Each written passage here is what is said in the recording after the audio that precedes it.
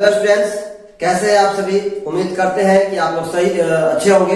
तो चलिए फिर से आप सभी को आपका अपना YouTube channel mastermind academy official में आप सभी का वेलकम है।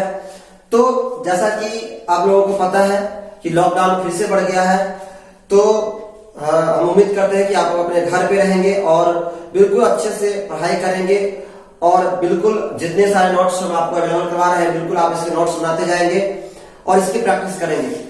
तो चलिए हम आगे बढ़ते हैं।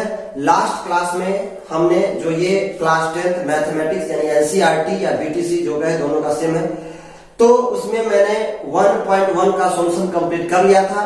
आज हम चलते हैं चैप्टर नंबर 1.2 यानी रियल नंबर जो फर्स्ट चैप्टर है उसका 1.1 का सॉल्यूशन हम देख चुके हैं। अब हम 1.2 की सॉल्यूशन की बात करेंगे। तो 1.2 की सॉल्यूशन स्टार्ट करने से पहले हम उस चैप्टर के कुछ मुख्य तथ्य हैं पहले उसको समझने का प्रयास करते हैं, यानी उसके बारे में जो कुछ थ्योरी है, कुछ सिद्धांत है उसको समझेंगे और फिर हम क्वेश्चन के सॉल्यूशन की तरफ चलेंगे। तो जैसा कि आप लोगों को पता है, आपके पास बुक है, आप वहां से चैप्टर को आप देखेंगे। जब चैप्टर को पढ़ेंगे तो सबसे पहले आपको दिखाई देगा अंक गणित की आधारभूत प्रमेय। इससे पहले भी मैंने अंक गणित के आधारभूत प्रमेय के बारे में चर्चा किया है, लेकिन ब्रीफ में था, इतना डिटेल्स नहीं था। इन चैप्टर ये जो चैप्टर है इसी पे बेस्ड है, हम समझते हैं जरा। तो अंक गणित के आधारभूत प्रमेय फंडामेंटल थ्योरम ऑफ अरिथमेटिक क्या है? ये कथन कहता है कि प्रत्येक भाज्य संख्या को अभाज्य संख्याओं के धनात्मक घातों के एक गुणनफल के रूप में व्यक्त यानी गुणनखंडित किया जा सकता है तथा यह गुणनखंडन अभाज्य गुणनखंडों के आने वाले क्रम को छोड़कर अद्वितीय होता है। इसमें 2-3 पॉइंट जो हमें समझने वाला है। पहला कि भाज्य संख्या क्या होता है, ठीक है। अभाज्य संख्या क्या होता है, इसे दोनों को भी हम समझेंगे। धनात्मक घात क्या होता है, धनात्मक घात यानी घात हमेशा क्या होना चाहिए, धनात्मक होना चाहिए, के गुणनफल के रूप में व्यक्त या गुणनखंडित किया जा सकता है। इसी को इंग्लिश में हम समझा देते हैं एवरी पॉजिटिव कंपोजिट नंबर, यानी जितने भी धनात्मक कंपोजिट नंबर है, कंपोजिट यानी भाज्य संख्या, कंपोजिट मतलब होता है भाज्य संख्या है, कैन बी एक्सप्रेस्ड यानी उसे व्यक्त किया जा सकता है as the product of positive integral powers of prime numbers. Prime number मतलब होता है अभाज्य संख्या है। क्या होता है प्राइम नंबर? अभाज्य संख्या है। पॉजिटिव इंटीग्रल पावर यानी धनात्मक घात होना चाहिए। कैसा होना चाहिए? पॉजिटिव, धनात्मक घात होना चाहिए। And this factorisation is unique. Unique मतलब होता है दुनिया में ऐसा चीज जो अकेला हो, यानी जिसके जैसा दूसरा कोई नहीं हो, जो जिसका हम इसमें भी यूज किए थे अद्वितीय जिसे बोलते हैं। Except for the order in which the factor occur, यानी उसके क्रम को छोड़ करके जिसमें वह फैक्टर अकर होता है। तो ये कहना क्या चाहता है, इसको हम एक एग्जांपल के माध्यम से समझेंगे। तो उम्मीद करते हैं कि आपको ये चीज समझ में आया होगा। जब हम इसे मैथमेटिकल फॉर्म में समझाएंगे तो आपको ये अच्छे तरीके से समझ में आएगा। तो अभी हम समझाते हैं। उससे पहले एक बात ये देख लें कि इस अंक गणित की प्रमेय का प्रमाण प्रूफ महान गणितज्ञ सीएफ गॉस ने दिया था। यानी जो ये अंक गणित की जो आधारभूत प्रमेय है, इसका जो प्रमाण है, इसका जो प्रूफ है, वो महान गणितज्ञ सीएफ गॉस साहब ने दिया था। और ये बहुत बड़े मैथमेटिशियन थे। और आजकल इस अंक गणित की आधारभूत प्रमेय का प्रयोग सिर्फ गणित में ही नहीं बल्कि और भी कई क्षेत्रों में बृहद पैमाने पर हो रहा है। और दूसरी बात, ये सीएफ गॉस साहब को हम गणित का यानी गणितज्ञों का राजकुमार भी कहा जाता है। तो इसको भी आप याद रखेंगे। तो उम्मीद करते हैं कि ये स्टेटमेंट आपको समझ में आया होगा। अब हम इस स्टेटमेंट को मैथमेटिक्स के फॉर्म में समझते हैं। ये क्या होता है गणित के रूप में जब इसे समझेंगे तो ज्यादा क्लियर समझ में आएगा। यानी हम आपके लिए यहाँ पर 2 एग्जाम्पल रखते हैं। जैसे कि एक एग्जाम्पल हमारा है 440। मैंने पहले से भी यहाँ पर लिख रखा था, आपको समझाने के लिए कोई नहीं, मैं इसे फिर से फैक्टराइज करता हूँ। तो उम्मीद करते हैं कि आपको ये फैक्टराइज करना आपको आता होगा। आप कैसे करते हैं? पहले 2 से चेक करेंगे, कट जाएगा 2 से 220 जाएगा, फिर एक बार 2 से ट्राई करेंगे 110 जाएगा, फिर 2 से ट्राई करेंगे 50 आएगा, फिर 2 से 55 आएगा। अब इसमें 2 से नहीं लगेगा, अब 3 से भी नहीं लगेगा, 5 से ट्राई करेंगे 11 बार लगेगा। तो आप देख रहे हैं कि यहाँ क्या आया, 2 गुना 2 गुना 2 गुना 5 गुना 11, ठीक है। तो ये 2 कितना आया 3, 5 कितना आया और 11, इस तरीके से आप देख सकते हैं। अब जरा इसको समझिए, कोई इंसान चाहे तो उसे इस फॉर्म में भी लिख सकता है, और कोई व्यक्ति कहे कि हम इसे 11 गुने 5 गुना 2 के पावर 3 लिख सकते हैं। तो अभी जो हमने थ्योरम देखा था, प्रमेय देखा था, अंकगणित के आधारभूत प्रमेय, तो वो क्या कहा है कि जितने भी भाज्य संख्याएं हैं इसे हम कहते हैं भाज्य संख्या, यानी ऐसी संख्या जिसमें किसी भी संख्या से भाग लगाया जा सकता है, यानी ऐसी संख्या जिसके कम से कम 3 फैक्टर होते हैं। जैसे सबसे छोटा अगर भाज्य संख्या की बात करूं तो वो है 4, इसके 3 फैक्टर होते हैं, जैसे 1 होता है, 2 होता है, वो संख्या खुद होता है।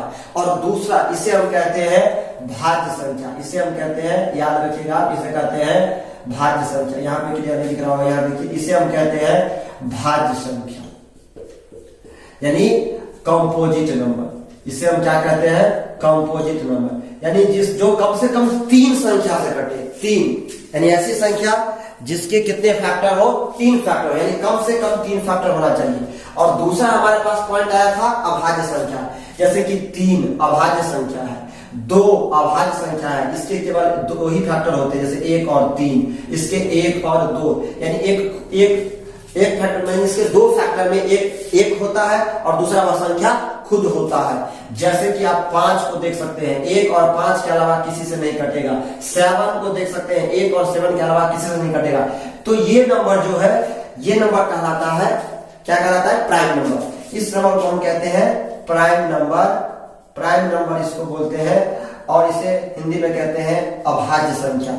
तो ये समझना जरूरी था कि ये भाज्य संख्या और अभाज्य संख्या क्या होता है, यानी ये सब जो नंबर्स है 2, 3, 5, 7, these are called prime numbers.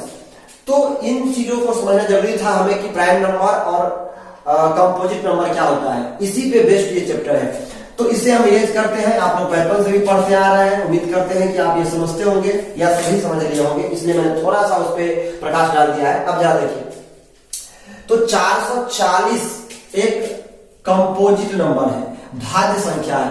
तो कह रहा है कि किसी भी भाज्य संख्या को अभाज्य संख्या के गुणनफल के रूप में व्यक्त किया जा सकता है। जैसे ये 440 है, मैंने इसको डिवाइड करते, यानी जब इसका प्राइम फैक्टराइजेशन मैंने किया है, जब इसका गुणनखंडन निकाला है, कौन सा गुणनखंड, प्राइम फैक्टराइजेशन, यानी अभाज्य गुणनखंड। तो जब इसका मैंने अभाज्य गुणनखंड किया, तो इस जो ये भाज्य संख्या है, इस 440 भाज्य संख्या को मैंने फैक्टराइज करके क्या क्या इसमें आया, 2 आया, 2, 2, 5 आया, यानी अब इसमें जो संख्या है वह सारे के सारे क्या है, प्राइम नंबर्स है, अभाज्य संख्या है। अब इसको हम और नहीं तोड़ सकते, इससे ज्यादा अब इसे और फैक्टराइज नहीं किया जा सकता। तो यही बात कहता है अंकगणित की आधारभूत प्रमेय, जिसको CF गॉस साहब ने दिया था। उनका कहना है कि दुनिया की जितनी भाज्य संख्याएं हैं, उस सभी भाज्य संख्याओं को उसके हम अभाज्य संख्या के गुणनफल के रूप में व्यक्त कर सकते हैं। और उसके बाद कहा कि इसके क्रम को छोड़ करके यह क्या होता है, अद्वितीय होता है। तो क्रम से कोई फर्क नहीं पड़ता है, तो वही संख्या 2 के पावर 3, 11 यहाँ है, 5, 11। अब कोई आदमी कहेगा कि मैंने इसका क्रम चेंज कर दिया तो ये अलग हो गया और ये अलग हो गया, ऐसा कुछ नहीं है, ये सेम होता है। इसीलिए प्रमेय में कहा गया है कि किसी भी भाज्य संख्या को अभाज्य संख्या के गुणनफल के रूप में व्यक्त किया जा सकता है, और उसके क्रम को अगर नहीं देखा जाए, क्रम को छोड़कर, वह अद्वितीय होता है। ठीक है, इस क्रम को अगर नहीं देखा जाए तो वह अद्वितीय होता है। क्लियर? उम्मीद करते हैं कि आपको समझ में आया होगा। तो अब हम इसको जनरल फॉर्म में एक और एग्जाम्पल के रूप में हम 2-4 एग्जाम्पल देखते हैं फटाफट से, जल्दी में। जैसे कि आपके पास मैंने अगर लिखा 24 एक भाज्य संख्या है। भाज्य संख्या है, यानी कंपोजिट नंबर है, जिसे हम कर सकते हैं 2 से 12 जाएगा, 2 से 6 जाएगा, 2 से क्या जाएगा 3। अब देखिए इसमें क्या आया, 2 × 2 × 2 × 3। देखिए इसमें जो भी संख्या अब आया वो सब के सब क्या है, अभाज्य संख्या। यानी इस भाज्य संख्या को मैंने अभाज्य संख्या के गुणनफल के रूप में व्यक्त कर दिया और कर सकते हैं, बिल्कुल स्पष्ट है। अब किसी और को भी ले सकते हैं, 35 है, इसे हम 5 से लगाएंगे, 5 × 7 = 35, 5 × 7 है। देखिए ये भी प्राइम नंबर, ये भी प्राइम नंबर, ये भी अभाज्य संख्या, ये भी अभाज्य संख्या। यानी 35 जो एक भाज्य संख्या था, जो एक कंपोजिट नंबर था, मैंने उसे अभाज्य संख्या के गुणनफल के रूप में व्यक्त कर दिया। और ये 5 × 7 और 7 × 5, ये दोनों में कोई डिफरेंस वही संख्या है, तो वही अगर इसके क्रम को नहीं देखा जाए तो यह अद्वितीय होता है, यूनिक होता है। क्लियर? उम्मीद करते हैं कि आपको समझ में आया होगा। तो इसको अगर जनरल फॉर्म में अगर मैं देखूं तो इसको मैं सिंपल भाषा में मैं ये कह सकता हूं कि आप इसको जनरल भाषा में ये कहेंगे कि एक प्राकृत संख्या का अभाज्य गुणनखंडन उसके गुणनखंडों के क्रम को छोड़ते हुए अद्वितीय होता है। यानी साधारण भाषा में से कहेंगे कि एक प्राकृत संख्या का अभाज्य गुणनखंडन, जब हम किसी प्राकृत संख्या का अभाज्य गुणनखंडन करेंगे तो उसके गुणनखंडों के क्रम को छोड़ते हुए, यानी उसके जो गुणनखंडन आएगा उस क्रम को नहीं देखना है मुझे। क्रम अभी मैंने मत समझाया कि क्रम को नहीं देखना है, 2 × 3 या 3 × 2 इसको सेम मानना है, तो यह अद्वितीय होता है। यानी 2 और 3 के अलावा इसके अभाज्य गुणनखंड में और दुनिया का कोई भी नंबर शामिल नहीं होने वाला है। क्लियर है? तो उम्मीद करते हैं कि यहाँ तक आपका स्पष्ट होगा। अब हम चलते हैं अपने चैप्टर की तरफ। पहले 2-4 प्रॉब्लम को समझेंगे, फिर अपना चैप्टर का सॉल्यूशन देखेंगे। तो आइए चलते हैं।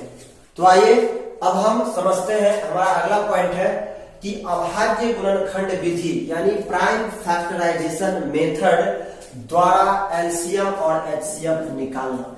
यानी अभी तक मैंने बचपन से एलसीएम और एचसीएफ निकालने का वो लॉग विधि जो था, जिसे हम डिवाइड मेथड कहते हैं, भाग विधि, उन प्रोसेस से हम निकालते थे। एक लंबी प्रोसेस थी जो मैंने बचपन से सीखा था। लेकिन आज हम कुछ अलग मेथड सीखने वाले हैं एलसीएम और एचसीएफ निकालने का, और उस मेथड का नाम है अभाज्य गुणनखंडन विधि। तो इस विधि पे हम कैसे निकालते हैं एलसीएम और एचसीएफ, आज हम उसी के बारे में पढ़ने वाले हैं। तो चलिए सबसे पहले हम देखते हैं कि एचसीएफ क्या होता है। अगर मुझे कोई दो संख्या दी हुई है, मान के चलिए ए और बी, कुछ भी संख्या हो सकता है, मैंने यहाँ कोई भी आर्बिट्रेरी नंबर हो सकता है, तो मैंने यहाँ पर ए और बी ऐसे एक थ्योरी के रूप में लिखने के लिए मैंने लिया है एग्जाम्पल के तौर पे। वैसे आप संख्या कुछ भी 12, 16, 15 भी आपको एग्जाम्पल के माध्यम से मैं समझाऊंगा और आप उसे अच्छे से समझ पाएंगे। तो मैं सबसे पहले एचसीएफ, ए और बी का एचसीएफ क्या होता है कि संख्याओं में उपस्थित प्रत्येक उभयनिष्ठ, बहुत ही इंपॉर्टेंट पॉइंट, उभयनिष्ठ बहुत इंपॉर्टेंट, यहां से क्वेश्चन में जा रहे हैं। दोनों में यही डिफरेंस है, बाकी दोनों सेम है, बस उभयनिष्ठ का दोनों में एलसीएम और एचसीएफ में डिफरेंस होता है। जरा गौर से सुनिएगा। संख्याओं में उपस्थित प्रत्येक उभयनिष्ठ अभाज्य गुणनखंड की सबसे छोटी घात, ये भी इंपॉर्टेंट बात है, सबसे छोटी घात का गुणनफल, सबसे छोटी घात का गुणनफल। चलिए एक एग्जांपल के माध्यम से हम समझते हैं। अगर मुझे 16 और 12 का एचसीएफ निकालना है, तो सबसे पहले हम 16 का प्राइम फैक्टराइजेशन करेंगे। आप कहीं भी साइड में करके देख सकते हैं। इसका होगा 2 × 2 × 2 × 2, यानी से कह सकते हैं 2 की पावर 4, ठीक है, 2 टू द पावर 4, यानी 2 का पावर 4, 2 × 2 × 2 × 2, यानी 16 को हम 2 × 2 × 2 लिख सकते हैं। 2 की पावर क्या हुई? 4 हुई। अब 12 को आप क्या लिख सकते हैं? 12 को हम करेंगे प्राइम फैक्टराइजेशन, तो ये आएगा 2 × 2 × 3, यानी 2 × 2 × 3, यानी 12 आ गया। तो इसको हम लिख सकते हैं 2 की पावर 2 × 3। अब जरा इसका जो एचसीएफ का जो ये लिखा हुआ है, इसको आप जरा से समझिए कि एचसीएफ क्या होता है, उसके बारे में जो डिफिनेशन लिखा हुआ है जरा इस पे गौर कीजिए कि संख्याओं में उपस्थित, तो संख्या में उपस्थित तो ये सब है, 2 4 बार है और 2 2 बार, इसमें 3 बार है दोनों संख्या में। उभयनिष्ठ अभाज्य गुणनखंड, तो उभयनिष्ठ कौन सा है? बस यही दोनों उभयनिष्ठ है। मुझे इस 3 से कोई मतलब नहीं है। जब हम एचसीएफ निकालेंगे तो सिर्फ उभयनिष्ठ, उभयनिष्ठ मतलब होता है जो दोनों में हो, जो कॉमन हो, जो दोनों में हो। तो दो ही ऐसा है जो दोनों में है, तीन दोनों में नहीं है। तो एचसीएफ निकालने के क्रम में मुझे इस तीन से कोई लेना देना नहीं है, सिर्फ और सिर्फ हम उभयनिष्ठ पे फोकस करेंगे। तो उभयनिष्ठ में, और उभयनिष्ठ के बाद कह रहा है कि उनकी सबसे छोटी घात का गुणनफल, तो 2 इसमें कितनी बार है भाई? 2 इसमें 4 बार है, और 2 का पावर यहाँ कितना है? 2, यहाँ 2 की घात 2, यहाँ 2 की घात 4, और मुझे कौन सा घात लेना है? छोटी घात। इसका मतलब जो इसका एचसीएफ होगा वो 2 की पावर क्या होगा? 2, और यानी इसको हम कह सकते हैं 4। तो इस तरीके से आप देख सकते हैं कि एचसीएफ वह संख्या होता है जो उस दोनों संख्या को पूरा पूरा क्या कर दे? डिवाइड कर दे। यानी जिस संख्या का हम एचसीएफ निकाल रहे हैं तो उसका एचसीएफ उस दोनों संख्या को पूरी क्या कर देगा? डिवाइड कर देगा। तो जरा आप देखिए क्या 4 इस दोनों को डिवाइड कर रहा है या नहीं कर रहा है? 4 चौका 16 और 4 तिया 12। आप चाहेंगे तो भाग लेकर के भी इसका जस्टिफिकेशन कर सकते हैं। 12 से 16 का जब हम निकालेंगे तो 1 मरतबे 12 जाएगा, और शेष रिमेंड 4 बचेगा। 4 से वापस लगाएंगे हम इस 12 में, यहाँ रखते हैं 12 को, तो आ जाएगा कैंसिल। यहाँ से भी आप 4 देख सकते हैं। तो आप शायद समझ गए होंगे। अब हम 1-2 एग्जाम्पल और लेंगे। पहले हम एलसीएम को समझते हैं और अपने व्हाइट बोर्ड को बिल्कुल क्लियर करते हैं।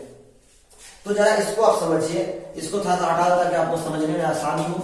अब जरा इसको समझिए क्या है एलसीएम, क्या होता है एलसीएम। ये भी अगर कोई दो संख्या है जिसका मुझे एलसीएम निकालना है तो एलसीएम क्या होता है? देखिए, संख्याओं में उपस्थित प्रत्येक, देखिए यहाँ पर उभयनिष्ठ था, यहाँ पर उभयनिष्ठ की कोई चर्चा नहीं है। क्लियर? इसलिए मैंने बोला था कि उभयनिष्ठ पे देखना है, यहाँ पे उभयनिष्ठ की कोई चर्चा नहीं है।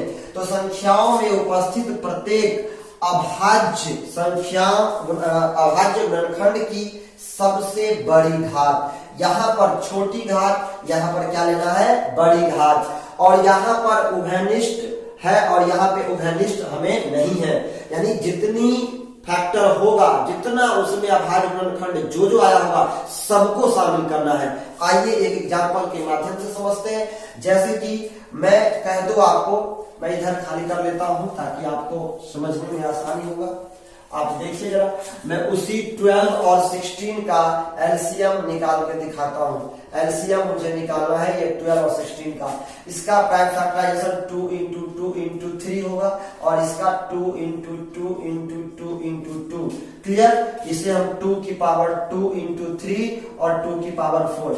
उम्मीद करते हैं आपको समझ में आ रहा होगा। अब जरा देखिए, अब इसमें आपको क्या कह रहा है कि संख्याओं में उपस्थित प्रत्येक अभाज्य गुणनखंड की सबसे बड़ी घात। तो प्रत्येक जब ही आ गया तो इसमें 2 कितनी बार है? 2 बार। इसमें 2 कितनी बार है? 4 बार। तो ये दोनों में है, हमें प्रत्येक लेना है। दोनों से हमें कोई मतलब नहीं है, हमें प्रत्येक लेना है। जितनी अभाज्य गुणनखंड आई है, तो 2 आया है और दूसरा 3 आया है।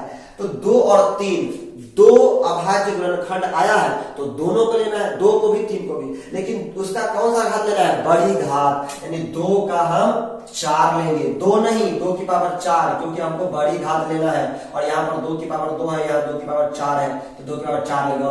3 जो बच गया उसको ले ही लेना है एलसीएम निकालने के क्रम में। तो 2 का 4 पावर कितना होता है? 16 into 3, 48 इसका क्या होगा? एलसीएम होगा।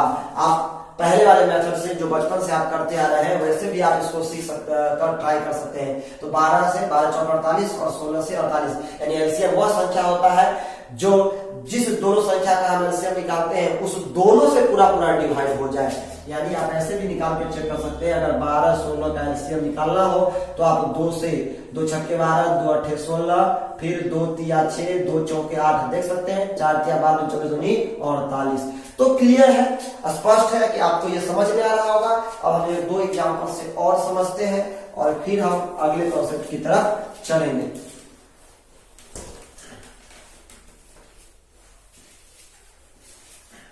अब देखिए, जैसे कि अगर मैं बात करूं 24 और 32 का, अगर मुझे इसका HCF निकालना है, मेथड कौन सा है? Prime factorisation method. 2 का करेंगे हम, 2 का जब प्राइम फैक्टराइज निकालेंगे, आपको ऐसे नहीं निकाल पाते तो आप ऐसे भी निकाल सकते हैं, साइड पे कहीं निकाल लेंगे। इधर मैं आपको दिखा देता हूँ। 24 का मुझे निकालना है, 2 का 12, 2 का 6, 2 का क्या होगा 3। तो आप देख सकते हैं इस तरीके से 2 दूनी 4, 2 8 24, यानी 2 इंटू 2 इंटू 2 इंटू 3, यानी से 2 का पावर 3 इंटू 8 हम लिख सकते हैं। क्लियर? और 32 को हम क्या लिखेंगे? 2 इंटू 2 इंटू 2 इंटू 2 और इंटू 2 दूनी 4, 32। ठीक है, आप बाहर कहीं निकाल के चेक कर सकते हैं, जैसे मैंने अभी निकाला है ऐसे चेक कर सकते हैं। तो इसे 2 का पावर क्या लिखेंगे? 5। अब देखो मुझे क्या निकालना है, सॉरी यहाँ पे 3 आएगा, क्या आएगा 3। ठीक है, तो अब देखिए 24 और 32 का, अब मुझे इसका HCF निकालना है। तो मैंने HCF में क्या बताया है? ऐसा प्राइम फैक्टर जो दोनों में हो। तो दोनों में सिर्फ 2 है, 3 है ही नहीं, तो हमें सिर्फ 2 से मतलब है। और उस 2 का भी कौन सा पावर? मिनिमम पावर, कम पावर, जो सबसे लोएस्ट पावर है HCF के केस में, तो वो क्या है? 3। यहाँ पर 5 है, यहाँ पर 3 है, तो यहाँ पर 3 पावर हम लेंगे, तो ये क्या हो जाएगा? 8 है। यही इसका क्या होगा? HCF। देखिए 8 से दोनों कटता है क्या? 8 3 24, 8 4 32, बिल्कुल करेक्ट आंसर है। अगर मुझे कोई कहे कि इसका LCM निकालो, तो इसका LCM कैसे फाइंड होगा? तो LCM में अभी मैंने क्या बताया हूं? LCM जब इस दोनों का हम निकालने चलेंगे तो हमें प्रत्येक प्राइम फैक्टर को लेना है, प्रत्येक सब जितनी सारी अभाज्य गुणनखंड इसमें शामिल है सबको लेना है, और उसका भी कौन सा पावर? Maximum power. तो 2 दोनों में है, तो हम किसी एक जगह ले लेते हैं, और उसका कितना पावर? ज्यादा से ज्यादा पावर, तो 2 की पावर 5 लेंगे, 3 नहीं 5। ठीक है, और 3 का कुछ दोनों में है रहे उससे कोई मतलब नहीं है, 3 हमको लेना पड़ेगा एलसीएम के केस में। और इसका एलसीएम कितना होगा? 2 की पावर 5 32 होता है, और 32 3 को गुना करेंगे तो 96, यही इसका एलसीएम होगा। क्लियर है? यही इसका एलसीएम होगा। आप देखिए 24 चौका 96 और 32 दिया 96 होता है। तो इस तरीके से उम्मीद करते हैं आपको कि ये, अब हम और क्वेश्चन चैप्टर में चलेंगे तो वहां समझते चलेंगे, अच्छे से समझेंगे। तो उम्मीद करते हैं कि यहां तक आपको प्राइम फैक्टराइजेशन विधि से कैसे एलसीएम निकालते हैं और कैसे एचसीएफ निकालते हैं आपको समझ में आया होगा। अब हम चलते हैं अपने नेक्स्ट कॉन्सेप्ट की तरफ, आइए देखते हैं। अब ये कॉन्सेप्ट हमारा है कि अगर ये हमारा अगला कॉन्सेप्ट है एलसीएम एचसीएफ तथा संख्याओं के बीच संबंध, यानी उसके एलसीएम एचसीएफ तथा उस दोनों संख्याओं के बीच कुछ संबंध होता है, उस संबंध को देखते हैं। क्या है संबंध? पहली संख्या गुने दूसरी संख्या, मैंने उस संख्या को एज्यूम किया है ए और बी, यानी पहली संख्या गुने दूसरी संख्या बराबर एलसीएम ऑफ ए और बी, यानी ए और बी के एलसीएम मल्टीप्लाई, यानी LCM into HCF of A and B.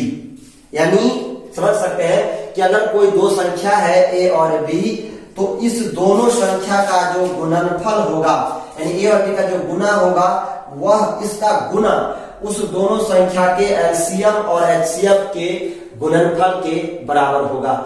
यही कहता है ये जो रिलेशन यहाँ पे आपको दिखाई दे रहा है, ये रिलेशन कहता है कि अगर कोई दो संख्या है तो उस दोनों संख्या का गुणनफल उसके एलसीएम और एचसीएफ के गुणनफल के बराबर होता है। तो ये कैसे होता है जरा इसको हम समझते हैं। ये भी प्राइम फैक्टराइजेशन बेस्ड ही है और उसी के आधार पे हम इसे अभी समझने का प्रयास करते हैं।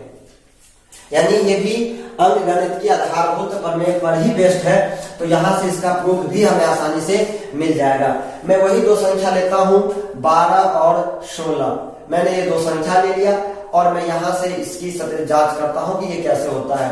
तो पहले मैं 12 का अभाज्य गुणनखंड ले लेता हूं 2 इंटू 2 इंटू 3, ठीक है, और 16 का लूंगा तो 2 इंटू 2 इंटू 2 इंटू 2। क्लियर? अब देखिए अगर मैं यहां से इस दोनों संख्या के गुणनफल की बात करूं, 12 और 16 के गुणनफल की बात करूं, तो आपको पता है जब हम 12 और 16 का गुणनफल निकालेंगे तो 16 9 160 और 16 गुना 32 192 आएगा। या इसी गुणनफल को दूसरे भाषा में हम कह सकते हैं कि इसको सबको गुना कर देंगे फिर भी ये दोनों संख्या का गुना हो जाएगा। अब देखिए तो 2 इंटू 2 इंटू 3 और 2 इंटू 2 इंटू 2 इंटू 2, फिर भी 192 आना चाहिए, क्योंकि यही इस दोनों संख्या का तो गुना है। इसी को तो हमने तोड़ के ऐसा किया है, इसी को तो हमने तोड़ के ऐसा किया है। और ये जो अभाज्य गुणनखंड है ये अद्वितीय है, इसके अलावा कुछ आ ही नहीं सकता। और इसी सब का गुणनफल ये है और इस सब का गुणनफल ये है, तो क्या इस दोनों को गुना करने पर ये संख्या प्राप्त नहीं होगा? बिल्कुल प्राप्त होगा। आप देखिए तो 2 दूनी 4, 12 दूनी 24, दूनी 48, दूनी 96 और दूना 192। तो क्लियर है, इसका भी गुना क्या है? 192। तो इस तरीके से इसमें जितने अभाज्य गुणनखंड है इस सब के गुना करने पर इस दोनों संख्या का गुणनफल प्राप्त हो जाता है। अब जरा देखिए कि अब इस एलसीएम और एचसीएफ में कैसे निकालेंगे संबंध। तो अगर मैं 12 और 16 के इसका अगर करूं तो ये 2 का स्क्वायर यानी 4 3 आता है, और ये 2 का पावर कितना आता है? 4 आता है। क्लियर?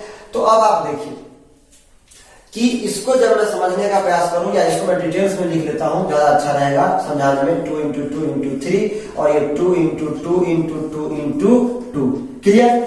अब मैं जब इसको एलसीएम एचसीएफ को, तो आप जरा देखो, जब इसका एचसीएफ निकालते हैं तो मैंने क्या बताया है कि वह लेना है, इसको इस फॉर्म में भी लिख लेते हैं और ऐसे भी लिख लेते हैं। तो एचसीएफ कब निकला था? अगर मैं एचसीएफ की बात करूं ऑफ ए बी का, एचसीएफ ऑफ ए बी, तो मैं क्या बताया था कि दोनों में उपस्थित अभाज्य गुणनखंड, तो दोनों में उपस्थित अभाज्य गुणनखंड कौन सा है? 2, 3 तो है नहीं, 2, और उसका कम से कम पावर, तो उसका सॉरी यहाँ पर 2 का पावर 2 ही होगा, 2 का पावर 2 होगा। ठीक है, तो दोनों में उपस्थित, तो दोनों में 2 उपस्थित है, 2 केवल 2, 3 तो नहीं है, 2 है, और उसका मिनिमम पावर यानी कम, सबसे कम पावर, तो वो है 2, यानी 2 के पावर 2 यानी क्या हुआ?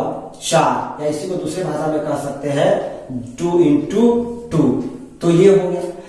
और अगर मैं एचसीएफ की बात करूं, सॉरी एलसीएम की, तो एलसीएम के लिए मैंने क्या बताया है? ए और बी के एलसीएम के लिए मैंने क्या बताया है? इसके लिए मैंने बताया है कि जो इसमें जितने सारे प्राइम फैक्टर, जितने सारे इसमें अभाज्य गुणनखंड उपस्थित है, उस सब का मैक्सिमम पावर, अधिकतम भाग उस सब का। तो इसमें कौन कौन आया है? 2 आया है और 3 आया है। तो 2 का अधिकतम भाग कितना है? 4, और कौन सा है? 3।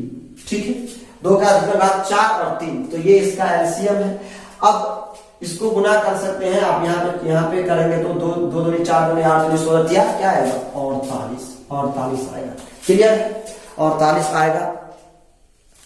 अब जरा मुझे बताइए कि क्या मैं इस दोनों को, यहां जब दोनों संख्या को गुना कर रहा हूं 12 और 16 को, तो 192 आ रहा है। कितना आया था? 192। और एलसीएम और एचसीएफ को जब गुना करता हूं तो 4 आया है एचसीएफ और एलसीएम आया है 48। जब इसको मैं गुना करूंगा तो 40 चौके 160 और 8 चौक 32, 192 आ रहा है कि नहीं आ रहा है? बिल्कुल आ रहा है। तो इस तरीका से हम कह सकते हैं कि पहली संख्या गुना दूसरी संख्या बराबर LCM of A B into HCF of A B, यानी दो संख्याओं का एलसीएम और एचसीएफ का गुणनफल उस दोनों संख्याओं के गुणनफल के बराबर होता है।